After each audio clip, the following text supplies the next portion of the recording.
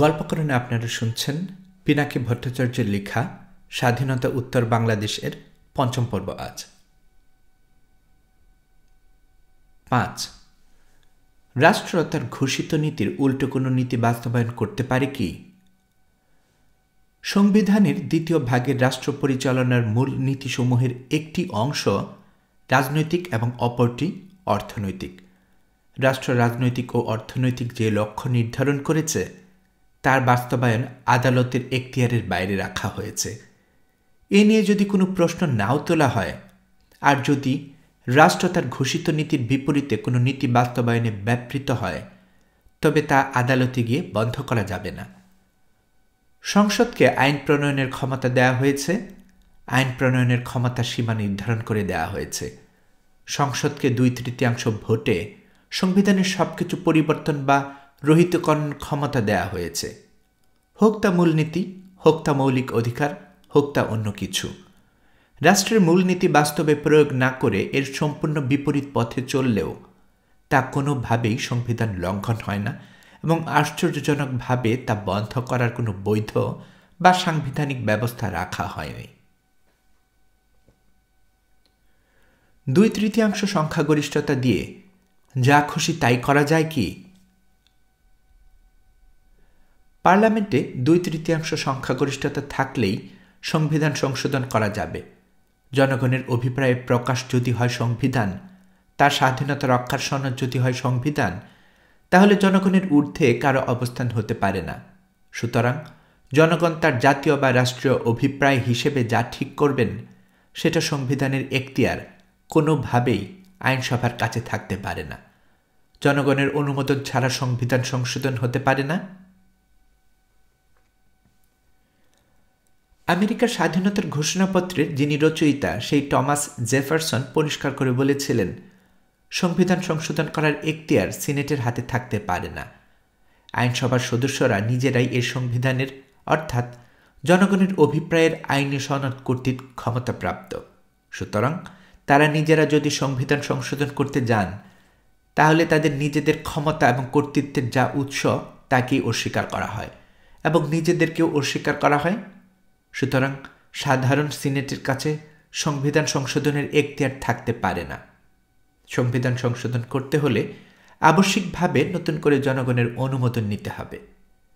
সে কারণে সংবিধানের 4র্থ সংশোধনীর মাধ্যমে সংবিধানের চরিত্রের আমূল পরিবর্তন ঘটিয়ে একদলীয় শাসন ব্যবস্থা বাকশাল কায়েম করাটা ছিল সংবিধান বিরোধী পদক্ষেপ এবং সংবিধানের ঘোরতর লঙ্ঘন।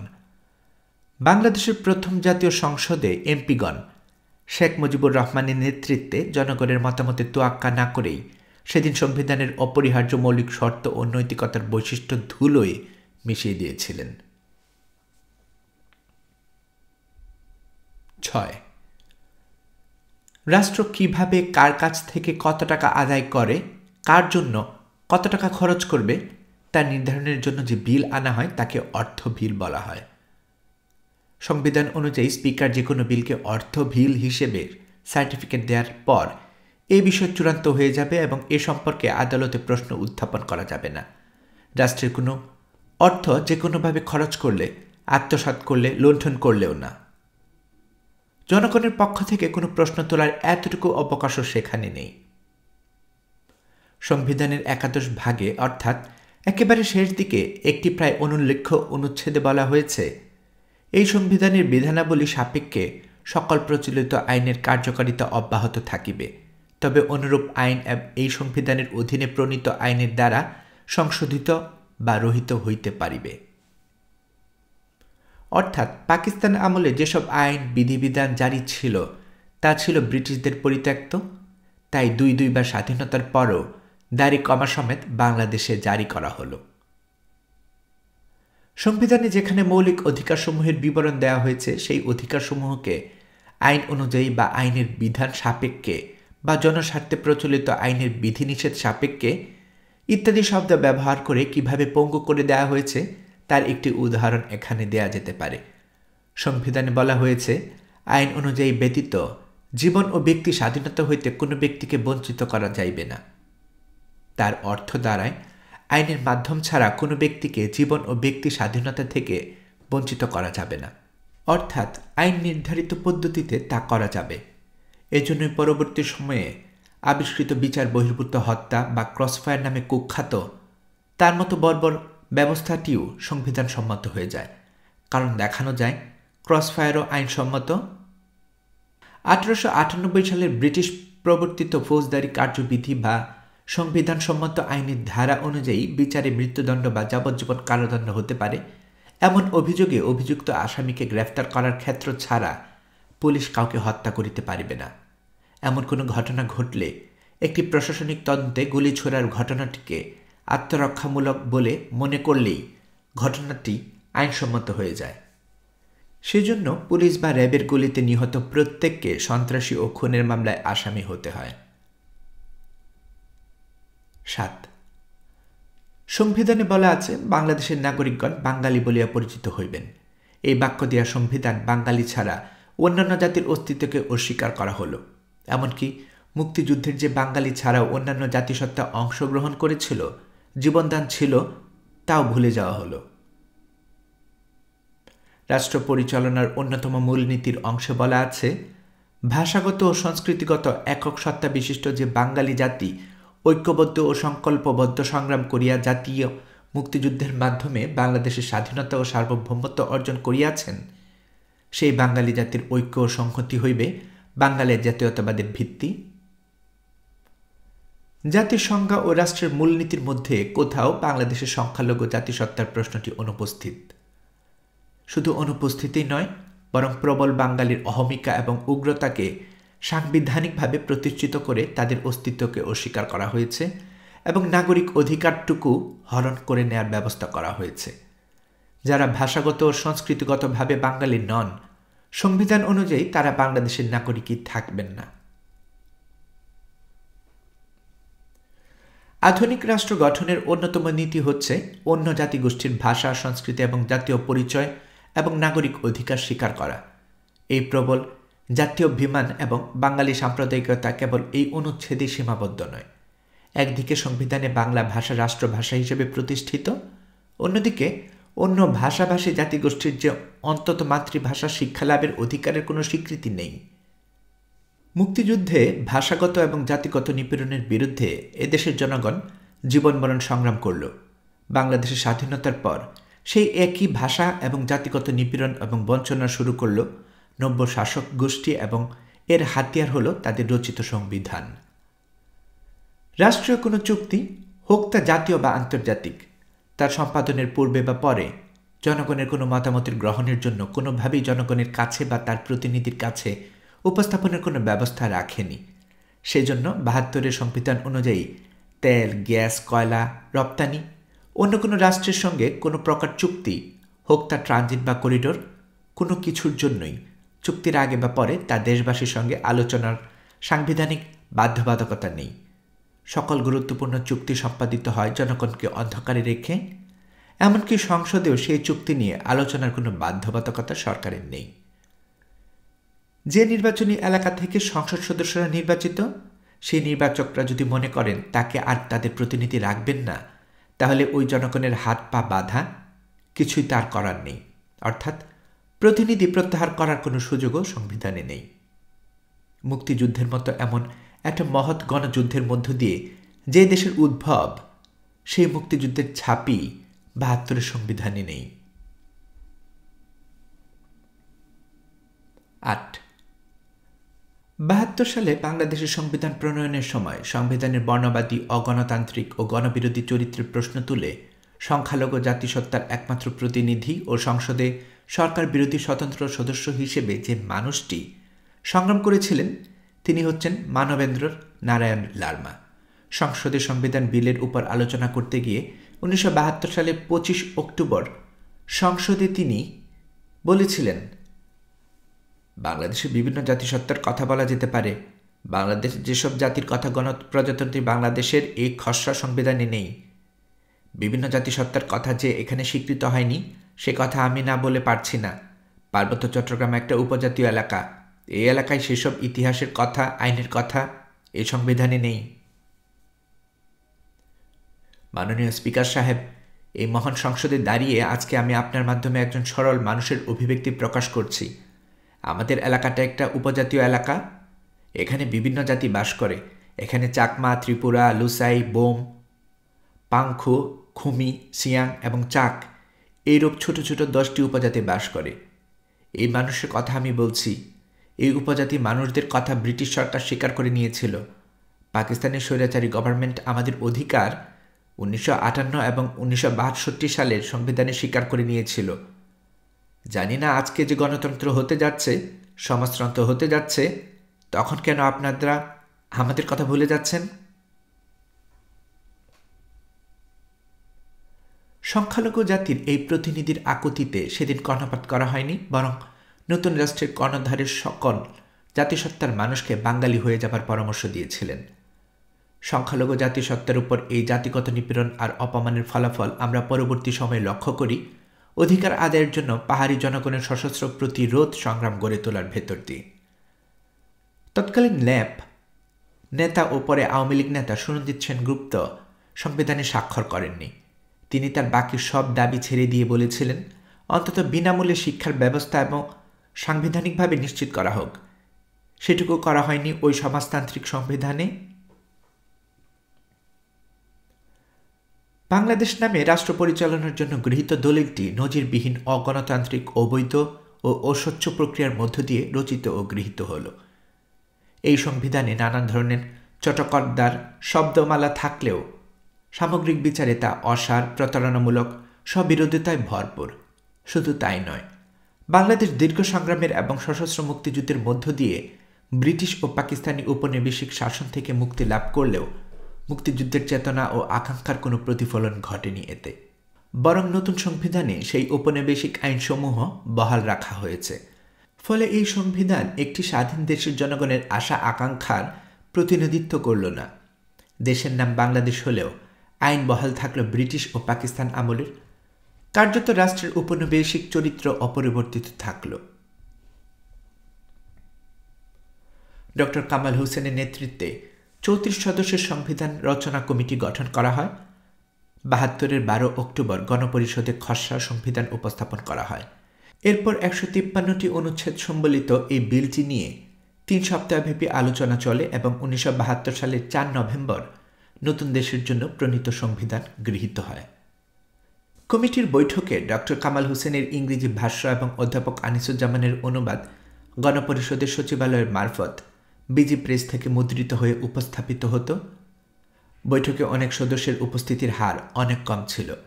মন্ত্রীদের মধ্যে খন্দকার মুস্তাক আহমেদ এবং HM কামরুজ্জামান খুবই কম আসতেন। সৈয়দ নজরুল ইসলাম ও তাজউদ্দিন আহমেদ আসতেন মাঝে মাঝে। তাজউদ্দিন যেদিন আসতেন সেদিন আলোচনায় যোগ দিতেন সাগ্রহে। কোনো কমিটিতেই সব সদস্য অংশ নেন না, এটিও তার ব্যতিক্রম ছিল না। মাওলানা ভাসানী অভিযোগ করেন, শাসনতন্ত্রের খসড়া হবার পর জনগণের কাছে প্রকাশের আগে দিল্লি পাঠানো হয়েছে। 1972-এর জুন মাসে আইনমন্ত্রী কামাল হোসেন শাসনতন্ত্রের খসড়া বগলদাবা করে বিলাতে যাবার নাম করে দিল্লিতে যান। সুনিপুণ হস্তলিখিত সংবিধানে শেখ মুজিব সই করলেন 1972 সালের ডিসেম্বরের মাঝামাঝি। 1972 সালের 16 ডিসেম্বর নতুন সংবিধান কার্যকরী হয়। তবে 1973 সালের 7 এপ্রিল নতুন সংসদের সভা অনুষ্ঠিত হবার আগ পর্যন্ত 210টি নির্বাহী আইন প্রণয়ন করা হয়, কোনো রকম আলোচনা বা জনগণের প্রতিনিধিত্বকারী সংস্থার সঙ্গে পরামর্শ বা বৈঠক ছাড়াই। এভাবে নতুন সংসদের অধিবেশন বসার আগে রাষ্ট্র কার্যত রাষ্ট্রপতির নির্বাহী আদেশ বলে পরিচালিত হয়। 1973 সালের 22 সেপ্টেম্বর তারিখে মাত্র 9 মাস অতিক্রান্ত হবার পর সংবিধানের 33 নম্বর অনুচ্ছেদ সংশোধনের জন্য দ্বিতীয় সংশোধনী বিল পাশ করা হয় এবং জরুরি আইনের সংবিধান সংবলিত একটি নতুন অংশ সংবিধানে সংযোজন করা হয়। ভারতীয় সংবিধানের 22 নম্বর অনুচ্ছেদের অনুকরণে 33 নম্বর অনুচ্ছেদের বিকল্প হিসাবে নিবর্তনমূলক আটক আদেশ সংক্রান্ত আইন সংযোজন করা হয়। কিন্তু ভারতীয় সংবিধানে যেখানে আটক আদেশের মেয়াদ 3 থেকে 6 মাসে নির্দিষ্ট করা হয়েছিল, সেখানে বাংলাদেশের সংবিধানের উপদেষ্টা বোর্ড প্রয়োজন মনে করলে এই আটক আদেশের মেয়াদ অনির্দিষ্ট পর্যন্ত বহাল রাখার সুযোগ করে দেওয়া হয়। সর্বকালে আওয়ামী লীগের লোকেরা এই প্রচারণা অব্যাহত রেখেছে যে একটি বিপ্লবী প্রক্রিয়ার মধ্য দিয়ে তাদের সরকারের অভ্যুদয় ঘটেছে এবং সেই পরিপ্রেক্ষিতেই সংবিধান প্রণয়ন করতে যাচ্ছে। কিন্তু প্রকৃত অবস্থা ছিল একেবারে ভিন্ন। আওয়ামী লীগ কখনোই বিপ্লবী দল ছিল না। কোনো বিশেষ বিপ্লবী প্রেরণা নিয়ে কখনোই তারা উদ্দীপিত, সংগঠিত ও অগ্রসর হয়নি। সে কারণে সংবিধান প্রণয়ন করতে গিয়ে তারা যে সব বিরোধিতার আশ্রয় নিয়েছিল তা দ্রুতই উন্মোচিত হয়ে যায়। এই সংবিধান প্রণয়নের দায়িত্ব পেটিয়া বুর্জোয়া শ্রেণী পালন করেছিল। তাদের শ্রেণীগত দুর্বলতা আর অস্থিরতা দিয়েই সংবিধানের প্রধান বৈশিষ্ট্যগুলো তৈরি হয়েছিল।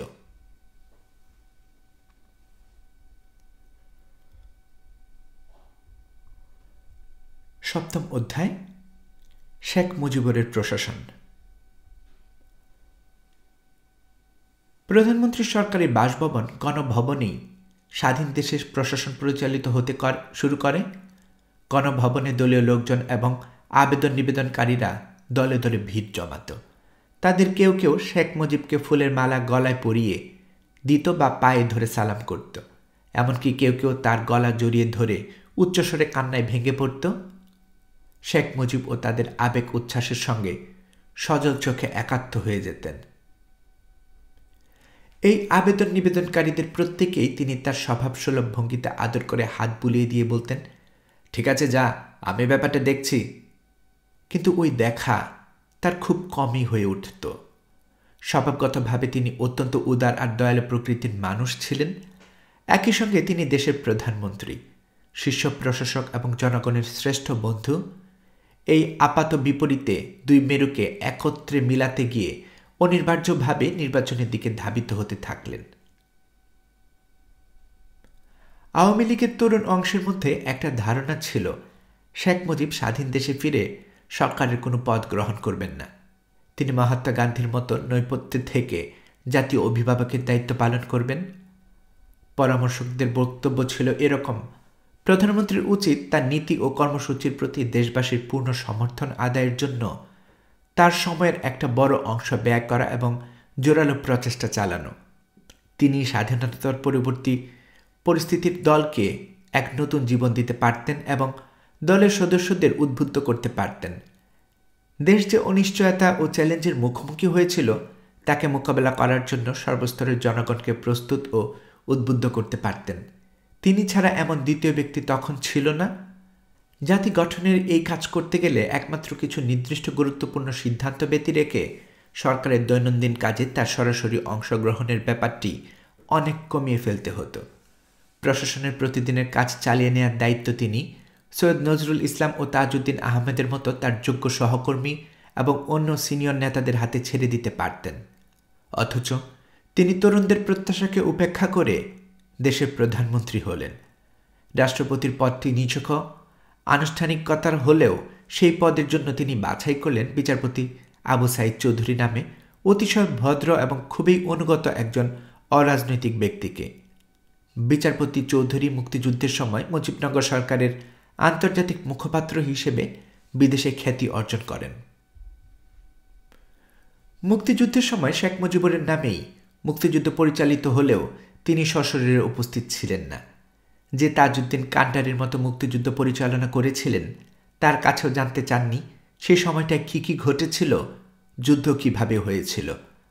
কাকতালীয়ভাবে দেখা যায় স্বাধীন বাংলাদেশের এই প্রাণপুরুষ অতীতেও এই ভূখণ্ডে পরিচালিত গুরুত্বপূর্ণ কোনো আন্দোলনেই সময়মতো সশরীরে উপস্থিত ছিলেন না, অর্থাৎ উপস্থিত থাকতে পারেননি।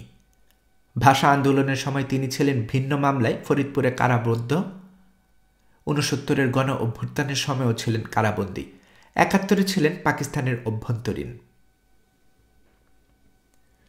এই অনুপস্থিতির কারণে মাঠের রাজনৈতিক বাস্তবতা আর মানুষের প্রত্যাশা বুঝে ওঠার ক্ষেত্রে একটা ব্যবহারিক সমস্যা দেখা দেওয়াটা অস্বাভাবিক নয়। ১৯৭২ সালের মার্চ মাস শেষ হয়ে এসেছে। ঢাকায় এক জমজমাট গুজব ছড়িয়ে পড়েছে অতিরিক্ত কাজের চাপে মুজিব অসুস্থ।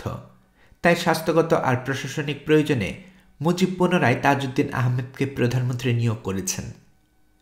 তাজউদ্দিনকে এই বিষয়ে সাংবাদিকরা জিজ্ঞেস করলে তিনি পরিষ্কারভাবে জানালেন যে কেউ আমার গলা কাটার চেষ্টা করছে। এ ব্যাপারে শেখ মুজিবের প্রতিক্রিয়াও তীক্ষ্ণ ছিল। তিনি বললেন, তারা কি মনে করে যে আমি সরকার পরিচালনায় অক্ষম? সুস্পষ্টভাবেই স্বার্থান্বেষী মহলের উদ্দেশ্য প্রণোদিত এই গুজব প্রত্যাশিত লক্ষ্য অর্জন করেছিল। শোনা যায়, এ থেকে তাজউদ্দিনকে মুজিব সন্দেহের চোখে দেখতেন এবং তাকে সতর্কতার সঙ্গে পর্যবেক্ষণ করতে শুরু করেন। 2. মুক্তিযুদ্ধের পরে পুরো প্রশাসন ব্যবস্থা একেবারে ভেঙে পড়েছিল। আওয়ামী লীগের MCA নেতাকর্মী সমর্থকেরা বেপরোয়া লুটপাট আর সম্পদ সংগ্রহের প্রতিযোগিতায় নেমেছিল। শেখ মুজিব কখনো কঠোর, কখনো নরম হয়ে এই দুঃসহ অবস্থা মোকাবেলার চেষ্টা করলেন। প্রথমে তিনি কঠোর হয়ে পরিস্থিতি মোকাবেলার চেষ্টা করেছিলেন।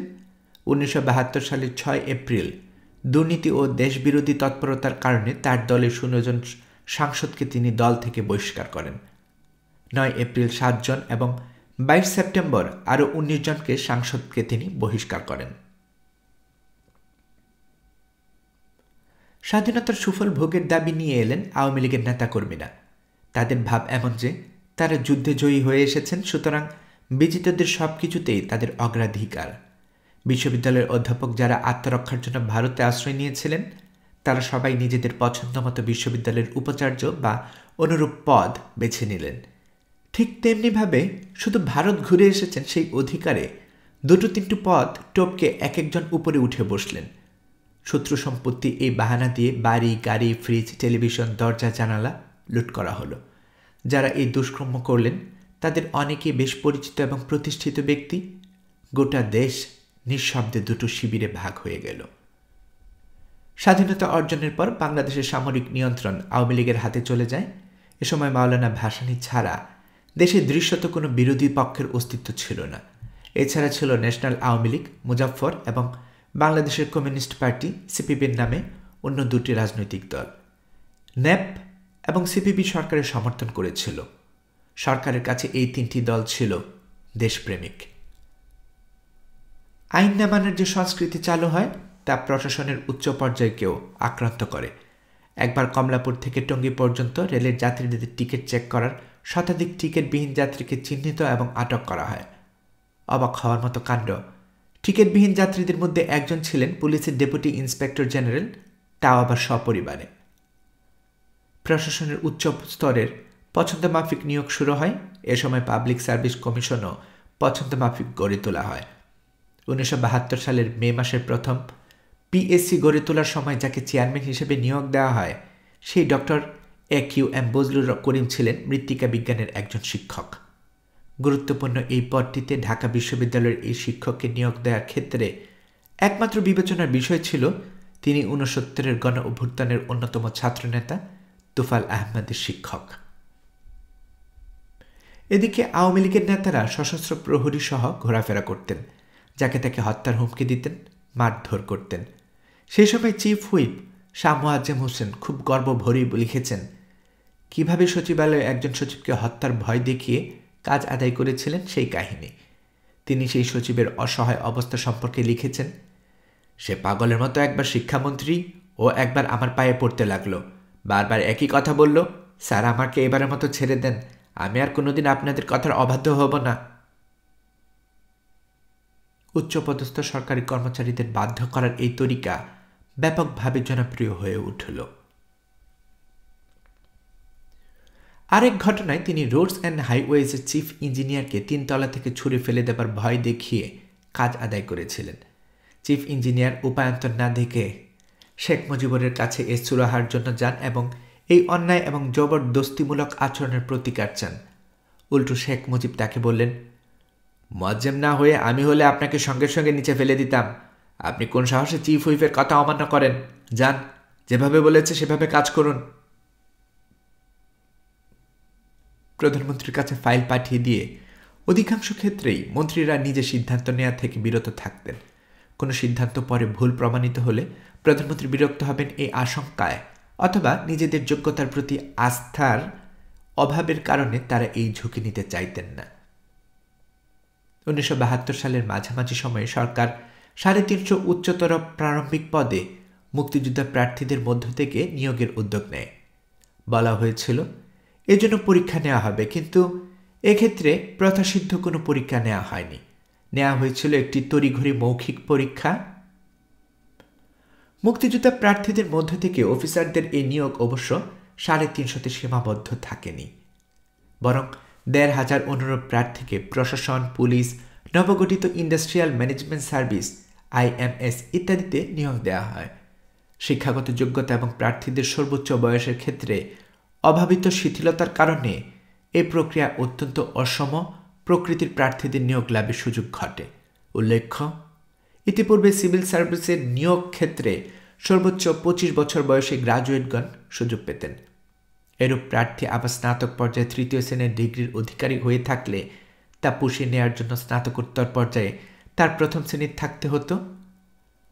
মাধ্যমিক বা উচ্চ মাধ্যমিক পর্যায়ে 3য় বিভাগ প্রাপ্ত হলে তো প্রশ্নই ছিল না, কিন্তু এসব নিয়ম উল্লেখিত নিয়োগ প্রক্রিয়ার একেবারেই উপেক্ষিত হয়। সর্বোচ্চ 35 বছর বয়সী প্রার্থীকে এই নিয়োগে সুযোগ দেওয়া হয়। সেই সাথে গ্রাজুয়েট হলেই হলো, শ্রেণী বা বিভাগের বিষয়ে মাথা ঘামানো হলো না।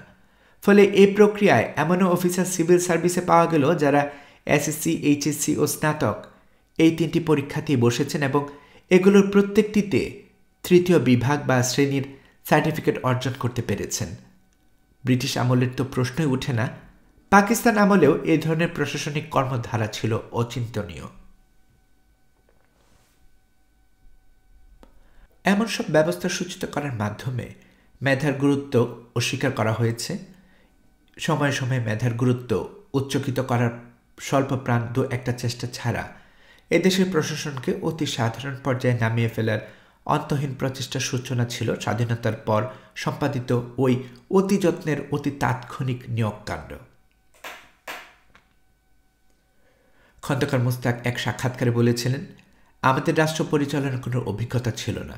আবার স্বাধীন দেশে সিদ্ধান্ত গ্রহণে মন্ত্রীদের হাতে সম্পূর্ণ দায়িত্ব বা ন্যস্ত না হওয়ায় সাধারণভাবে মন্ত্রীরা কাজের মাধ্যমে অভিজ্ঞতা সঞ্চয় করা থেকে বঞ্চিত হয়েছেন। শেখ মুজিবের প্রবণতা ছিল সচিবদের সঙ্গে সরাসরি যোগাযোগ রক্ষা করা। সচিবদের সরাসরি নির্দেশনা দিয়ে তিনি দ্রুত ফলাফল ও কাজের অগ্রগতি প্রত্যাশা করতেন। এসব কারণে অনেক ক্ষেত্রে মন্ত্রীরা নিজেদের অনেকটা দায়িত্ববিহীন ও জবাবদিহিতা থেকে মুক্ত বলে মনে করতেন। ক্রমান্বয়ে মন্ত্রীরাও সিদ্ধান্ত গ্রহণের সব দায়িত্ব প্রধানমন্ত্রীর উপর ছেড়ে দিয়ে তার ইশারা ইঙ্গিতের দিকে চেয়ে বসে থাকতেন। শেখ মুজিবুরের সাথে প্রশাসনিক বিষয়ে কাজ করার অভিজ্ঞতা সম্পর্কে মুক্তিযুদ্ধের কালে ভারতীয় সেনাবাহিনীর পূর্বাঞ্চলীয় অধিনায়ক লেফটেন্যান্ট জেনারেল অরোরা বলেন, পরবর্তী সময়ে আমি যখন তার সঙ্গে আরও ঘনিষ্ঠভাবে মেলামেশার সুযোগ পেলাম, তখন আমি উপলব্ধি করলাম যে তিনি প্রশাসনিক বিষয়ে যত না দক্ষ, জনগণকে উদ্বুদ্ধ করতে, তাদেরকে খেপিয়ে তুলতে তিনি তার চেয়ে অনেক বেশি দক্ষ ছিলেন। তিনি কথা বলে লোকজনকে নাচাতে পারতেন, কিন্তু প্রশাসন চালানোর ব্যাপারে তিনি তেমন দক্ষ ছিলেন না।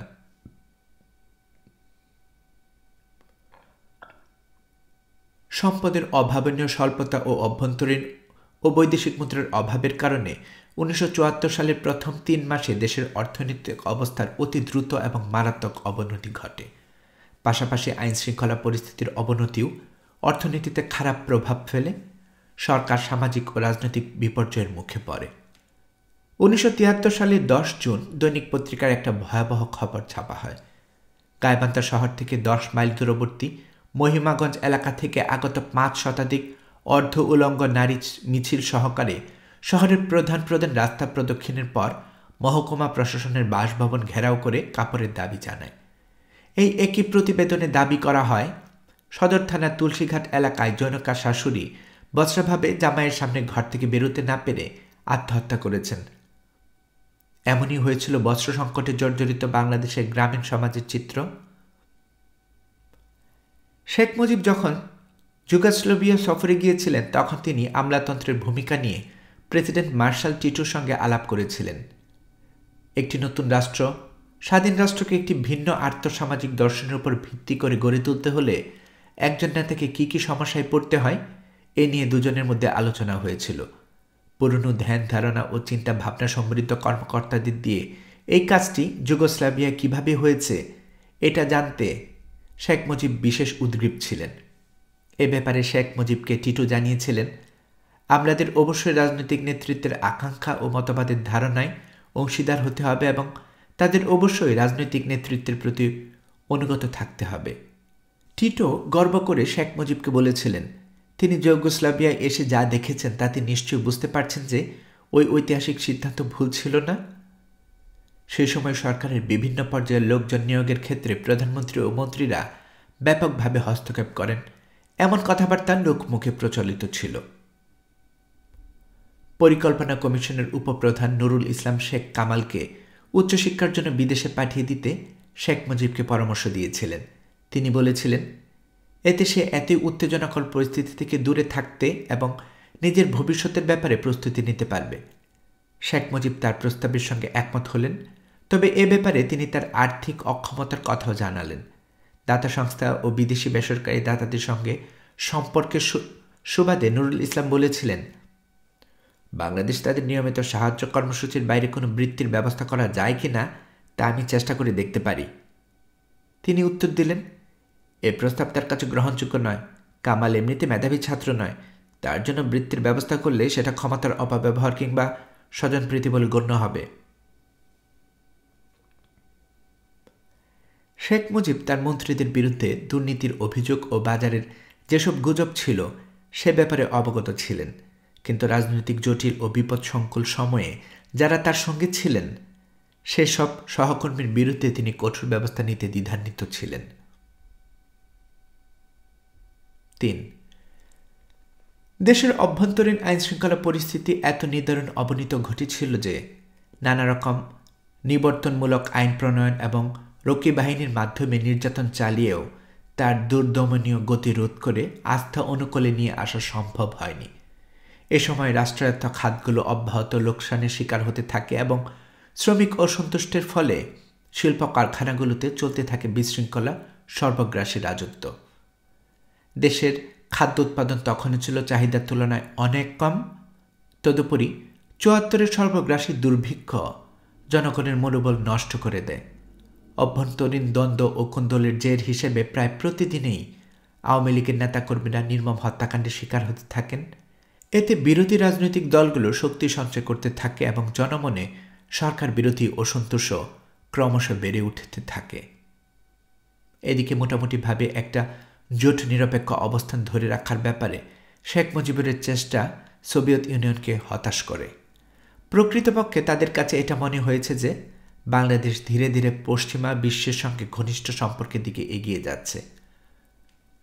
মুসলিম দেশগুলোর সঙ্গে বাংলাদেশের সম্পর্ক জোরদারে ও বড় মুসলিম অধ্যুষিত দেশ হিসেবে ইসলামী দুনিয়ায় বাংলাদেশ কার্যকর ভূমিকার জন্য শেখ মুজিব উদ্যোগ নিয়েছিলেন। এর পেছনে শুধু বাংলাদেশের আন্তর্জাতিক অবস্থানকে জোরদার করার উদ্দেশ্যই কাজ করেনি, বরং ভারতের সঙ্গে ঘনিষ্ঠ সম্পর্কের কারণে জনগণের মধ্যে যে ভীতি সংশয় কাজ করেছিল সেটা দূর করাও ছিল এর উদ্দেশ্য। কিন্তু এই নীতির কিছু অনাকাঙ্ক্ষিত পার্শ্ব প্রতিক্রিয়াও ছিল। বাংলাদেশের এই ধরনের উদ্যোগে ভারতের জন্য অস্বস্তির কারণ হয়ে দেখা দিয়েছিল। অনেক সময় শেখ মুজিবের নিজের নির্দেশনাও অনুসৃত হতো না। এই ধরনের ঘটনা তাকে ভীষণ ক্ষুব্ধ করত।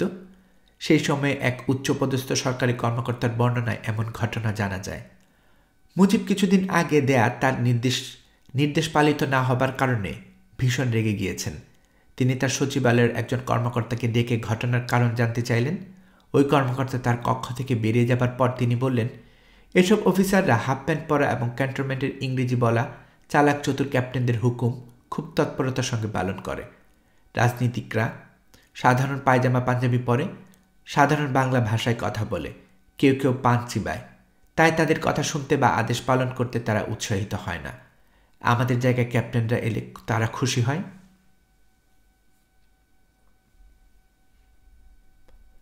রাষ্ট্রায়ত্ত শিল্প প্রতিষ্ঠানগুলো সরকারের নিয়ন্ত্রণে নেবার পর তা পরিচালনার জন্য এমন একদল নির্বাহীর হাতে ছেড়ে দেওয়া হয় যাদের সমাজতন্ত্র সম্পর্কে ধারণা এবং আগ্রহ কোনোটাই ছিল না।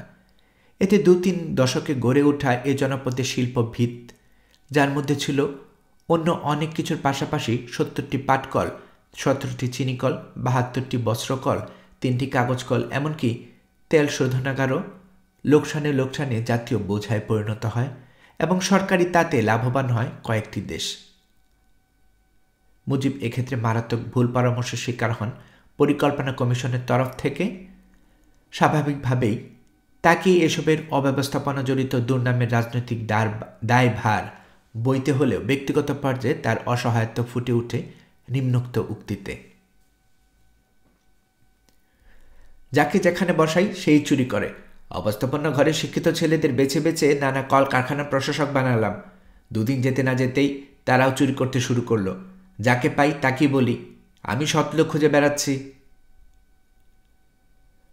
ছোট বড় সকল পরিত্যক্ত সম্পত্তির ব্যবস্থাপক, প্রশাসক এবং বোর্ড সদস্য হিসেবে ঢালাওভাবে দলীয় নেতাকর্মীদের অথবা রাজনৈতিক নেতা বা মন্ত্রীদের পৃষ্ঠপোষকতাপ্রাপ্ত লোকদের নিয়োগ করা হয়। বিভিন্ন এলাকায় বিভিন্ন ধরনের প্রতিষ্ঠান পরিচালনার জন্য প্রশাসকের নিয়ন্ত্রণে স্থানীয় রাজনৈতিক নেতাকর্মী অথবা তাদের পৃষ্ঠপোষকপ্রাপ্ত নিয়োগ করা হতে পারে। অনেক শিল্প ও বাণিজ্যিক প্রতিষ্ঠানের অভিজ্ঞতা এবং কারিগরি জ্ঞানবিহীন দলীয় নেতাকর্মী অথবা প্রতিষ্ঠানের অধীনস্থ কর্মচারীদের ব্যবস্থাপক হিসেবে নিয়োগ করা হয়। এভাবে দীর্ঘদিন যাবৎ পাকিস্তানি ব্যবসায়ী অথবা তাদের বিশ্বস্ত ব্যবস্থাপকদের দ্বারা পরিচালিত বহু সংখ্যক পাটকল, বস্ত্রকল এবং আরও শত শত শিল্প প্রতিষ্ঠান কতিপয় অদক্ষ অনভিজ্ঞ ম্যানেজারের করায়ত্ত হয়। গোলাযুগ দুর্নীতি লোট হয়ে দাঁড়ায় এর অনিবার্য ফল। সংঘবদ্ধ চোরাচালানিদের মাধ্যমে শিল্প প্রতিষ্ঠানের দামি যন্ত্রপাতি ও কাঁচামাল দেশের বাইরে পাঠিয়ে দেওয়া হয়। উৎপাদন দ্রুত নেমে আসে নিচের দিকে। যে কোনো সুবিধাজনক মূল্যে এই সম্পত্তি বিক্রি বা বিনিময় করা হতে থাকে। প্রতিষ্ঠানের নগদ অর্থ বা তার নামে ব্যাংকে রক্ষিত টাকা হিসাববিহীনভাবে চলে আসে ব্যক্তিবিশেষের হাতে। ফলে অচিরেই এই ধরনের অধিকাংশ শিল্প প্রতিষ্ঠান দারুণভাবে ক্ষতিগ্রস্ত হয়। সেগুলো বন্ধ বা বিক্রি করে দেওয়া হয়। এটা ছিল এমনই একটি ক্ষেত্র যেখানে মন্ত্রী, সরকারি কর্মকর্তা, ষোড়শ বাহিনীর সদস্য যাই হন না কেন, তাদের মধ্যে দেশপ্রেমের ছিটাফোঁটাও ছিল কিনা সন্দেহ। তাদের আত্মীয় স্বজন, সমর্থক এবং পৃষ্ঠপোষকতা প্রাপ্তদের কথা তো বলাই বাহুল্য। 1972 সালে সরকারি কর্মকর্তাদের বেতনের সিলিং কমিয়ে দেওয়া হলে এ ব্যাপারে তারা তেমন কোনো অসন্তোষ বা ক্ষোভ প্রকাশ করেনি। এটা বলা মুশকিল যে এই ঘটনায় তাদের চিন্তাবিহীন আদেশ পালন নাকি আত্মত্যাগ ছিল। এদিকে শেখ মুজিবের ঘনিষ্ঠরা প্রভূত সম্পত্তির মালিক হয়ে যান। বিনিয়োগবিহীন ব্যবসায়িক অংশীদারিত্বে শেখ কামাল বেশ এগিয়েছিলেন। মুজিবের ছোট ভাই বহু সংখ্যক বার্জ ও অন্যান্য নৌযানের মাধ্যমে প্রভূত অর্থের অধিকারী হয়ে গেলেন। শেখ মুজিবের ভাগ্নে শেখ মনি 1970 সালের 275 টাকা বেতনে সাংবাদিক হিসেবে পেশাগত জীবন শুরু করেন। কিন্তু 72 সালের মধ্যেই তিনি মতিঝিলে বাংলার বাণী ভবন সহ অনেক টাকা পয়সার মালিক হয়ে গিয়েছিলেন। যুবলীগের প্রধান হিসেবে তার রাজনৈতিক ক্ষমতাও তুঙ্গে উঠেছিল। আরেক ভাগ্নে শেখ শহীদুল ইসলাম মাত্র 25 বছর বয়সে আওয়ামী লীগের প্রধান হিসেবে বাকশালের মন্ত্রী পর্যায়ে 15 জনের মধ্যে একজন মনোনীত হন। শেখ মুজিবুরের ভগ্নিপতি আব্দুর রব সেরনিয়াবাত নিজে দুর্নীতিমুক্ত বলে সুনাম অর্জন করলেও মন্ত্রী হবার মতো গুরুত্বপূর্ণ রাজনৈতিক ছিলেন না। তিনিও মন্ত্রী হয়েছিলেন। অন্য এক ভগ্নিপতি সৈয়দ হোসেন 71 সালে সেকশন অফিসার হিসেবে পশ্চিম পাকিস্তানে কাজ করছিলেন। 72 সালে দেশে ফিরে 3 বছরের মধ্যে অতিরিক্ত সচিব হয়েছিলেন। একমাত্র ভাই শেখ নাসের শেখ মুজিবুরের নাম ভাঙিয়ে 3-4 বছরের মধ্যে বিরাট ধনী হয়েছিলেন। শুধু সরকার দলীয় লোকজনই নয়, শেখ মুজিবুরের বড় ছেলে শেখ কামালও দুর্নীতিবদ্ধ আচরণ করতেন। ঢাকার মাঠে আবাহনীর সঙ্গে অন্য একটা টিমের খেলা চলছে, আবাহনী জিতবে, এগিয়েও আছে। শিক্ষা এবং সংস্কৃতি মন্ত্রী ইউসুফ আলী, চিফ হুইপ শাহ মোয়াজ্জেম হোসেন এবং শেখ কামাল একসঙ্গে বসে বাদাম খাচ্ছিলেন এবং খেলা দেখছিলেন। মধ্যমাঠে আবাহনীর এক খেলোয়াড় ফাউল করল।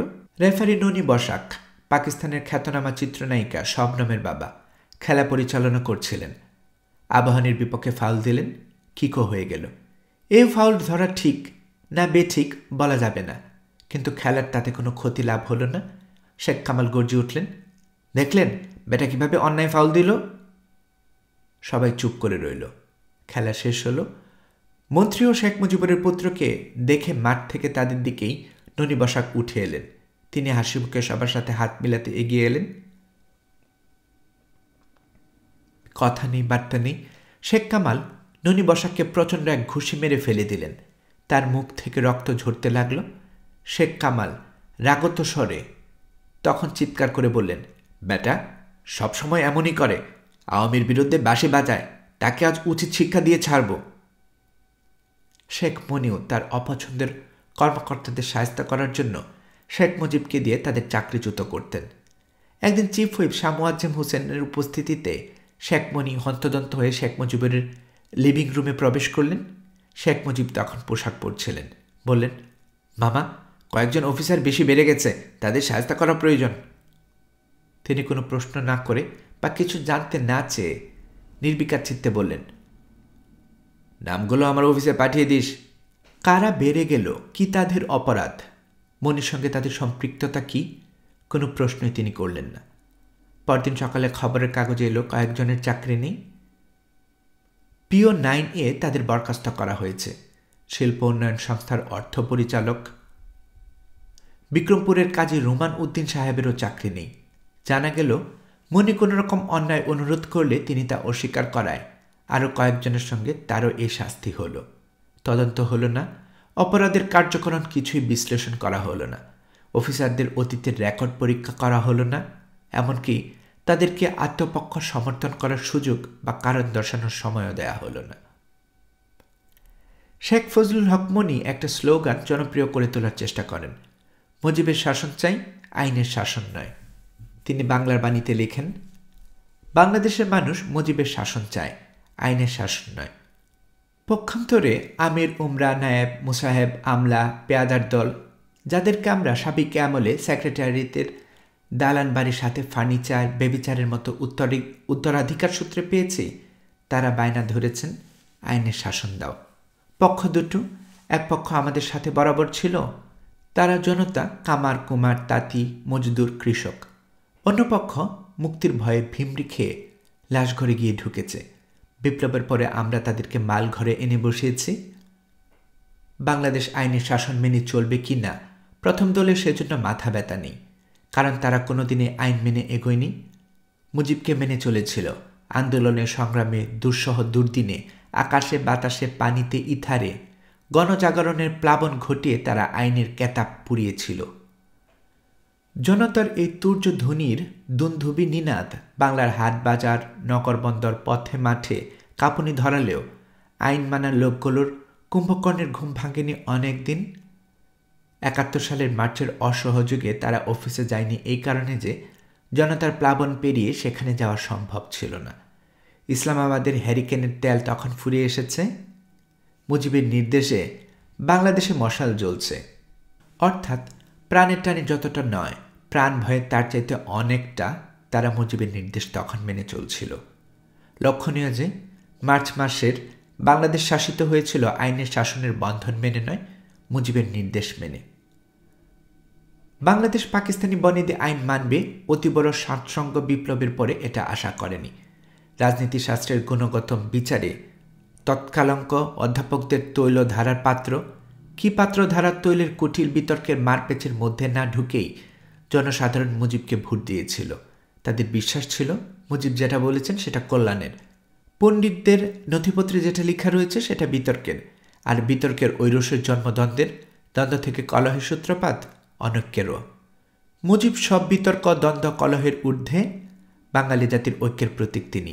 তাই মুজিবকে পাকিস্তানের কারাগার রেখে যেদিন স্বাধীনতা এলো সেদিন জনতা রব তুলল, স্বাধীনতা পেয়েছি ভালো কথা, এখন ওই স্বাধীনতার নবজাক শাবককে বাঁচাবার জন্য মুজিবকে চাই। তাদের দৃষ্টিতে মুজিববিহীন স্বাধীনতা হল কুলহীন দরিয়ার মাল্লাহীন তৈরির মতোই। আজ স্বাধীনতা এনেছি, মুজিবকেও পেয়েছি, বড় ভয় কাটিয়ে উঠে নির্ভয়ে আছি, নির্দ্বিধায় বলেছি মুজিবে আমাদের শাসন করুন। কিন্তু ওই মুজিবের শাসনকে উড়িয়ে দিয়ে আইনের শাসন কায়েম করার কথাটা উঠতেই বুকের মধ্যে ধক করে উঠেছে, মনে সন্দেহের দোলা লাগছে। 4 তখন প্রতিদিনেই আওয়ামী লীগের অস্ত্রধারী লোকজনের হাতে দলের বিভিন্ন স্তরের নেতাকর্মীদের জীবননাশ চলছিল। ব্যাংক ও বাজারে চালানো হচ্ছিল লুটতরাজ, পুলিশ স্টেশনগুলোতে চলছিল হামলার ঘটনা। কিন্তু দলের অভ্যন্তরীণ বিরোধ ও দুর্বলতার কারণে পরিস্থিতি মোকাবেলা করা আওয়ামী লীগ সরকারের পক্ষে সম্ভব হচ্ছিল না। ক্ষেত্রবিশেষে অপরাধ নিয়ন্ত্রণের জন্য রক্ষী বাহিনী ও সময়ান্তরে সেনাবাহিনীকে কাজে লাগানো হলেও তাদের সমস্ত উদ্যোগ ব্যর্থ হয়েছে, কারণ বহু ক্ষেত্রে আওয়ামী লীগের নেতা কর্মী ও সমর্থকেরা অপরাধের সঙ্গে জড়িত থাকায় তাদের বিরুদ্ধে আইনে আরোপিত শাস্তি কার্যকর করা যায়নি।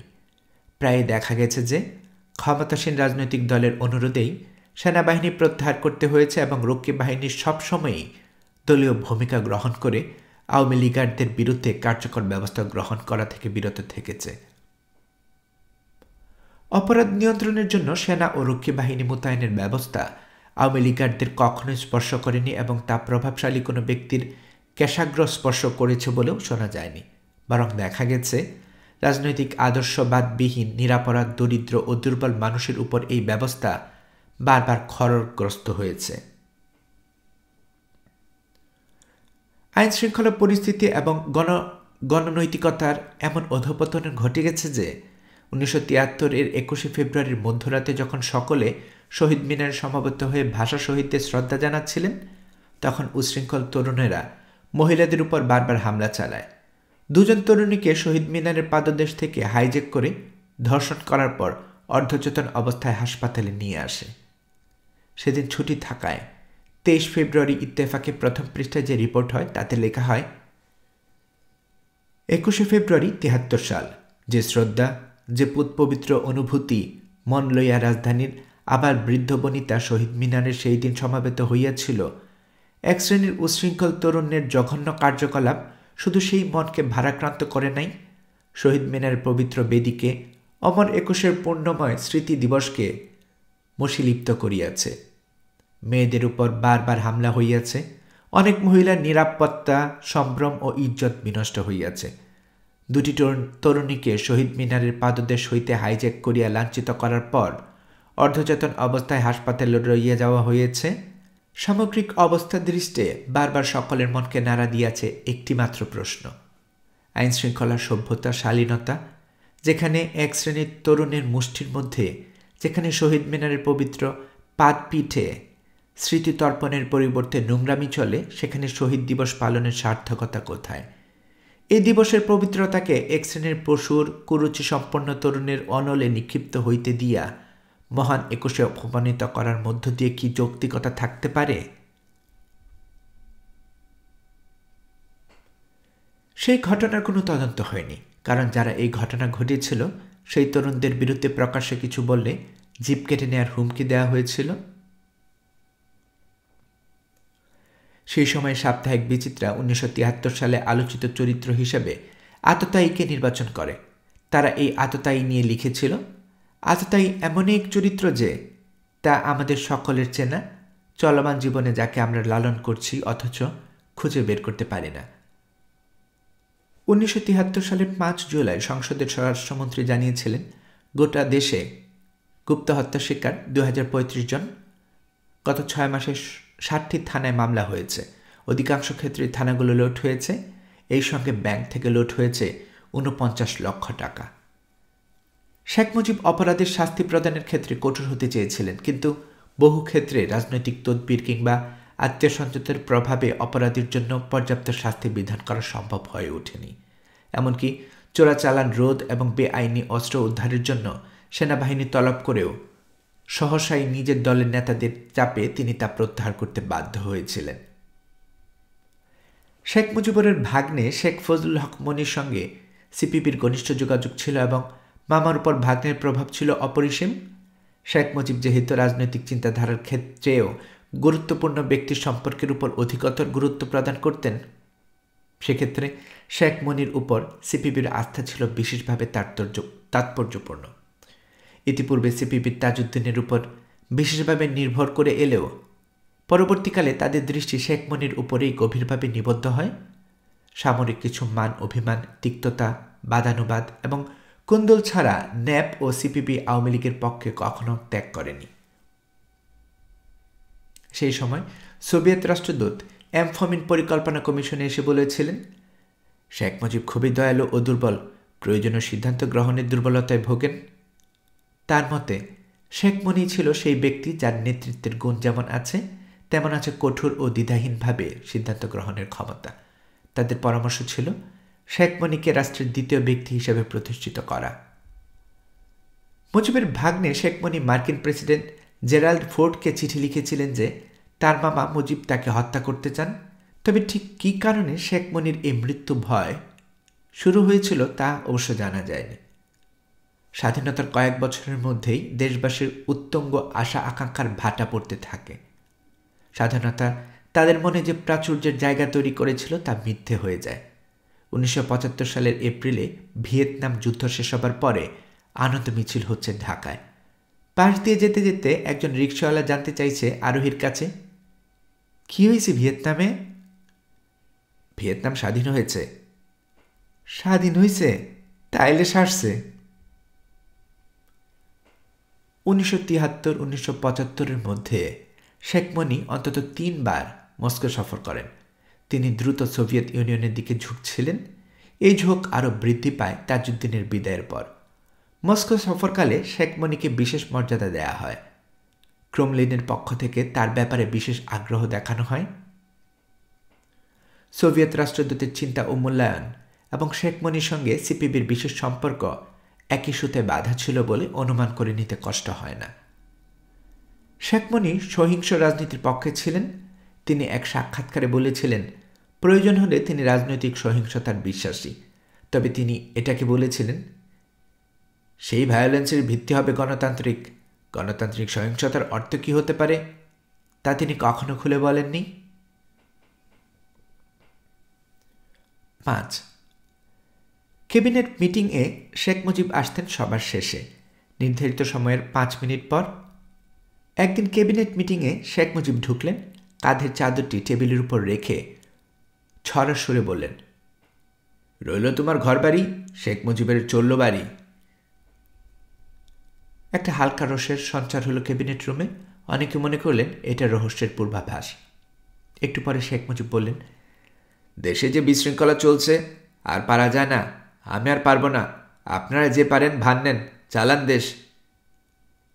সমস্ত সভাকক্ষে একটা থমথমে ভাব।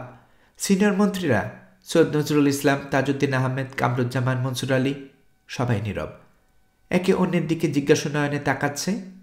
ডক্টর মফিজ চৌধুরী, যিনি মুজিব সরকারের বিদ্যুৎ ও জ্বালানি মন্ত্রী ছিলেন, বললেন, স্যার, আপনি এভাবে হঠাৎ করে প্রধানমন্ত্রীত্বের দায়িত্ব ছেড়ে দিতে পারেন না। আপনাকে আপনার ডেপুটি তৈরি করে নিতে হবে, তার হাতে ভার দিয়ে যেতে পারেন। এ সময় তিনি সৈয়দ নজরুল ইসলাম ও তাজউদ্দিন আহমেদের দিকে হাত প্রসারিত করে যেন সম্ভাব্য ব্যক্তিদেরকে দেখিয়ে দিলেন। সিনিয়র মন্ত্রীরা কেউ মুখ খুলছেন না, সবাই নীরব।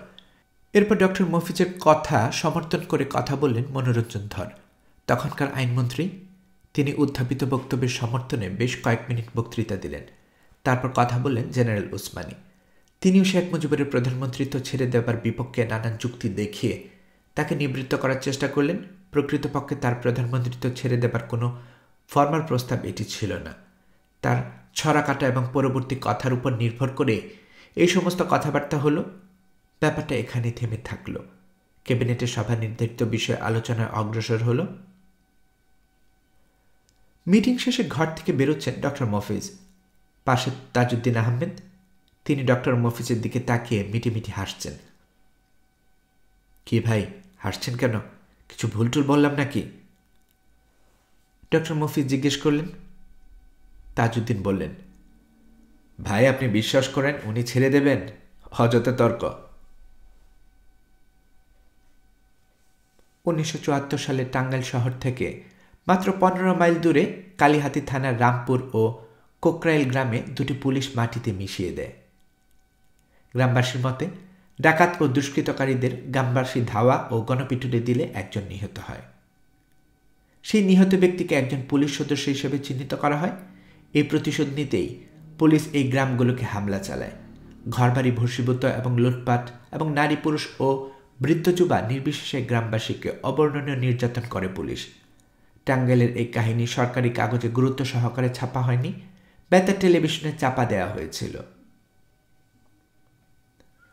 ঘটনার এক সপ্তাহ পর আব্দুল গাফফার চৌধুরী এই দুই গ্রামে যান।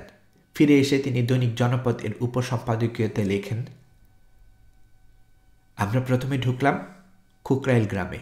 এক নজর দেখে মনে হলো একটা বন্য হাতি যেন সারা গ্রামটাকে লন্ড ভন্ড করে রেখে গেছে। আর বন্য হাতির সেই তাণ্ডব থেকে কেউ রক্ষা পায়নি, এমনকি দুগ্ধপোষ্য শিশু, নারী এবং অবুঝ জীবজন্তুও নয়। একটার পর একটা আগুনে পোড়া বাড়ি, টিনগুলো মুখ থুবড়ে পড়ে আছে, চাল ডাল কলাই তিসি তাঁতের সুতার রং ভস্মীভূত। যে বাড়িগুলো আগুন থেকে রক্ষা পেয়েছে তা নির্মমভাবে লুণ্ঠিত। মেয়েদের শরীর থেকে পর্যন্ত সোনা আর রূপার গয়না ছিনিয়ে নেওয়া হয়েছে। গরু পুড়েছে, হাঁস মুরগি ছাগল পুড়ে ছাই হয়েছে, তার কঙ্কাল চারদিকে ছড়িয়ে রয়েছে।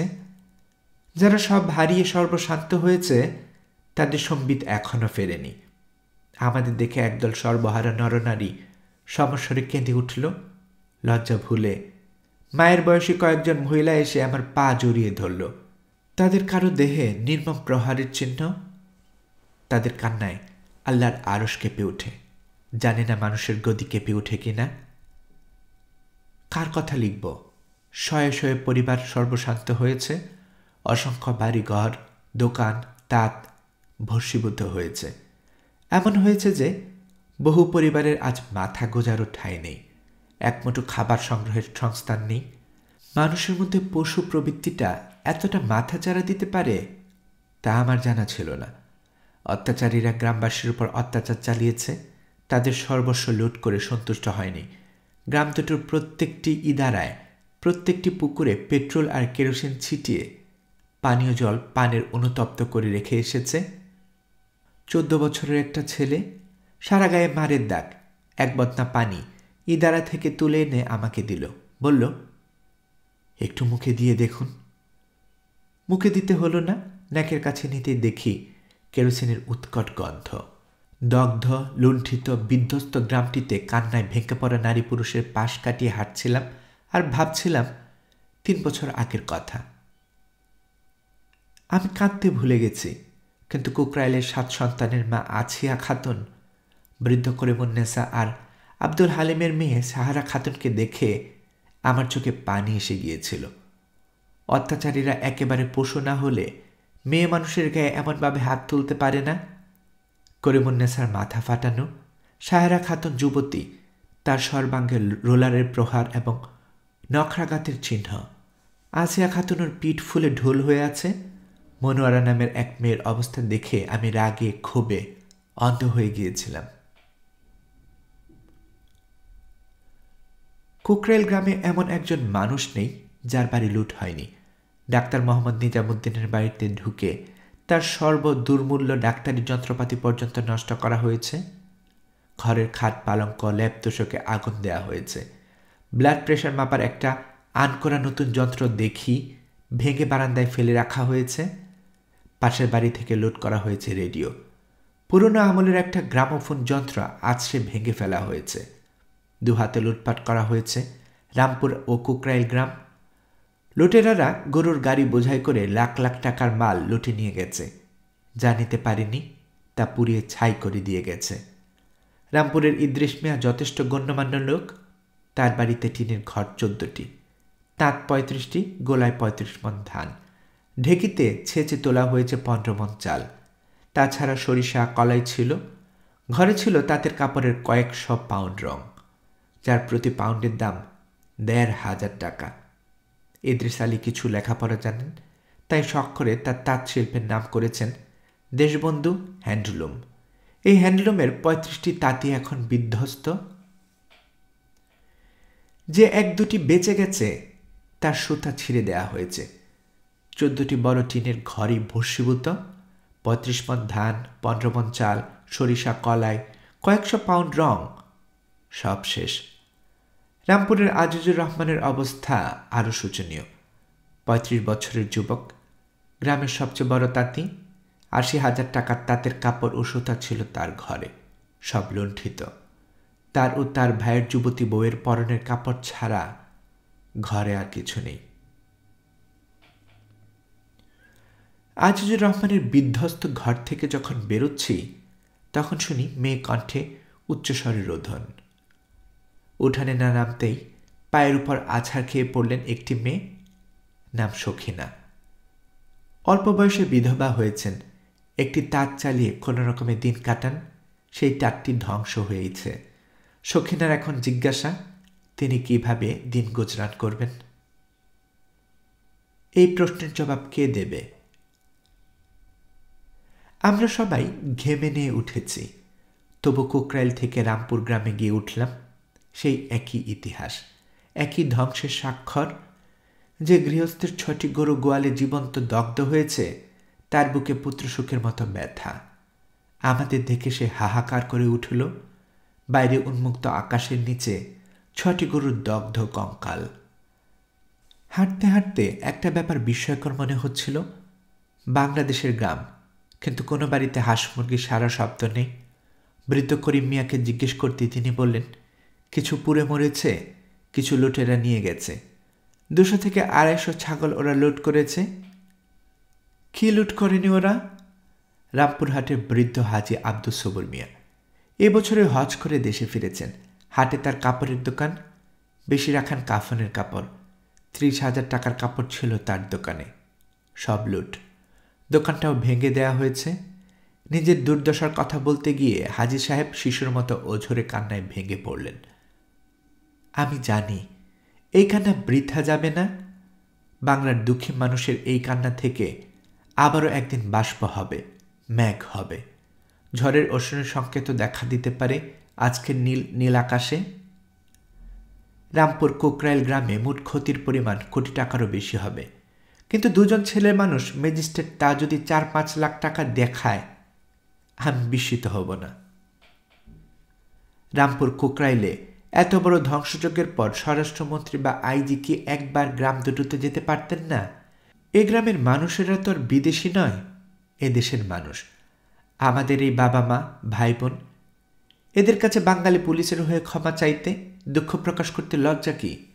এদের ক্ষতিপূরণের সামান্য ব্যবস্থা করতেই বা কার্পণ্য কেন? এ দুটো ব্যবস্থা করলেই তো সব লেটা চুকে যায়। তা না করে বিদেশি শাসকদের মতো প্রভুসুলভ মনোভাব ও অবজ্ঞা প্রদর্শন, এবং সেই সঙ্গে আমরা যা করেছি ঠিক করেছি ধরনের আচরণ কেন? যদি তদন্তে দেখা যায় ডাকাত ও দুষ্কৃতিকারী আসলে পুলিশের মধ্যে রয়েছে, তাহলে তাদের সাজা দিতে হতো। আর যদি দেখা যায় কয়েকজন গ্রামবাসীর হঠকারিতার ফলে একজন পুলিশকে কর্তব্যরত অবস্থায় প্রাণ দিতে হয়েছে, তাহলে দোষী গ্রামবাসী কয়েকজনের বিচার ও শাস্তি দেয়া চলত। তা না করে পুলিশ 2টো গ্রাম ধ্বংস করা এবং নিজেদের হাতে আইন তুলে নেওয়া অমার্জনীয় অপরাধ। এটা একটা জঘন্য নজির। এর প্রতিক্রিয়া অত্যন্ত অশুভ এবং সুদূর প্রসারী হতে বাধ্য।